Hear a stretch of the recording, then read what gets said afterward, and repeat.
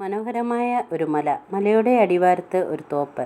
തോപ്പിൽ ഒരു കൂടാരം. കൂടാരവാതിൽക്കൽ ഒരു വൃദ്ധൻ ഇരിക്കുന്നു. അങ്ങകലെ ഒരു പെരുവഴി. പെരുവഴിയിലൂടെ 3 പേർ നടന്നു പോകുന്നു. ഒരു യജമാനൻ 2 ഭൃത്യന്മാരും. ഉച്ചസമയം.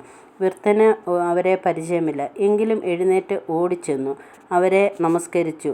ഒരപേക്ഷ കഴിച്ചു. അടുത്തുള്ള വൃക്ഷത്തണലിൽ ഇരുന്ന് വിശ്രമിച്ച് ഭക്ഷണം കഴിച്ചു പോകാമെന്നും ആ വഴിപോക്കർക്ക് വൃദ്ധനും ഭാര്യയും ഉടനെ ഭക്ഷണം പാകം ചെയ്തു കൊടുത്തു.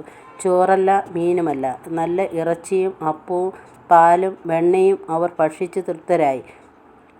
പ്രതിഫലം കൊടുപ്പാൻ അവരുടെ പക്കൽ പൈസയില്ല. വൃദ്ധൻ ഒന്നും ചോദിച്ചതുമില്ല. എന്നാൽ ഒരു കാര്യം അവർ വാഗ്ദത്തം ചെയ്തു.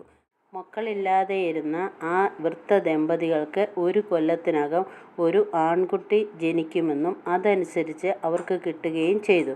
കൊടുപ്പീൻ, എന്നാൽ നിങ്ങൾക്ക് കിട്ടും. ഈ കഥ ഏതാണെന്ന് പറയാമോ?